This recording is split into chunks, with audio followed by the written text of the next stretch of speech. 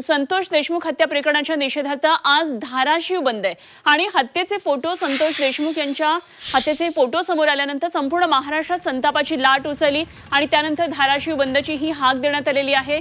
एकंदरीतच धाराशिवमध्ये आज नेमकं काय वातावरण असणार आहे? मसाजोगचे सरपंच संतोष देशमुख यांच्या हत्येचे फोटो समोर आल्यानंतर एक संतापाची लाट उसळली होती, हळहळ संपूर्ण महाराष्ट्रानं व्यक्त केली।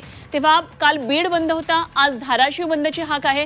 त्यामुळे सकल मराठा समाजाच्या या वतीनं हा बंद पुकारण्यात आलेला आहे आणि जिल्हाधिकाऱ्यांना तसं निवेदन दिलेलं आहे। धनंजय मुंडे यांना सह आरोपी करा अशी मागणी होतीये। कृष्णा अंधळे याला तात्काळ अटक करावं अशी महत्त्वाची मागणी आहे। तर संतोष देशमुख यांच्या खुनातल्या सर्व आरोपींना फाशीची शिक्षा द्या या मागणीसाठी हा बंद पुकारण्यात आलेला आहे। आज दुपारी धाराशिव शहरामध्ये एक निषेध रॅली सुद्धा काढण्यात येणार आहे। तेव्हा या सर्व पार्श्वभूमीवर धाराशिवमधलं काय नेमकं वातावरण आहे जाणून घेऊया। आमचे प्रतिनिधी ज्ञानेश्वर पतंगे आपल्याबरोबर धाराशिवमधून जोडले गेलेत। ज्ञानेश्वर, आपल्या मागे सध्या धाराशिवमधली सगळी दुकानं बंद दिसत आहेत, आज धाराशिव बंदची हाक दिलेली आहे, काय नेमकं सगळं वातावरण आज धाराशिवमध्ये? अनुपमा, मसाजोगचे सरपंच संतोष देशमुख यांच्या हत्येचे जे निर्गुण हत्येचे जे फोटो बाहेर आले त्यानंतर राज्यभर संतापाची लाट उसळलेली पाहायला मिळाली आणि त्याचाच परिणाम कुठेतरी धाराशिव जिल्ह्यामध्ये सुद्धा त्याचे पडसाद उमटताना दिसत आहेत।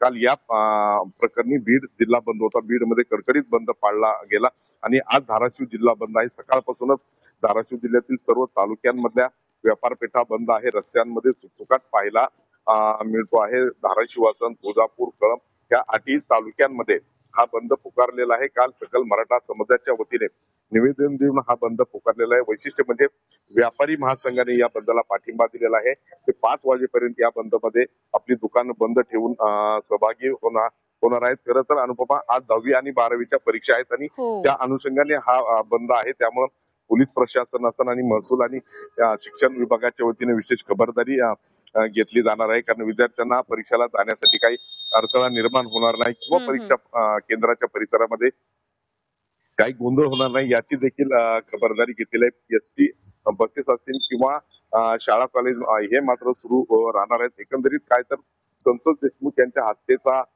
जो निषेध आहे तो नोंदवण्यासाठी आज हा बंद आहे। या बंद मध्ये मंत्री धनंजय मुंडे यांचा काल राजीनामा झाला, त्यांना या प्रकरणात सह आरोपी करा।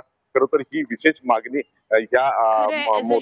जनसामान्यांनी मागणी लावून धरली आहे, तशी विरोधकांनी सुद्धा इकडे मागणी लावून धरली आहे। मात्र धाराशिव मधलं वातावरण या दरम्यान किती तापते हे बघावं लागणार। आज बंद आहे, 10वी 12वीच्या सुद्धा परीक्षा आहेत, त्यामुळे निश्चितच या ठिकाणचा हा सगळा बंद शांततेत पार पडेल अशी आशा करूया। जरूर या सर्व घडामोडींवर लक्ष ठेवून राहा। ज्ञानेश्वर, धन्यवाद दिलेल्या सगळ्या सविस्तर माहितीसाठी।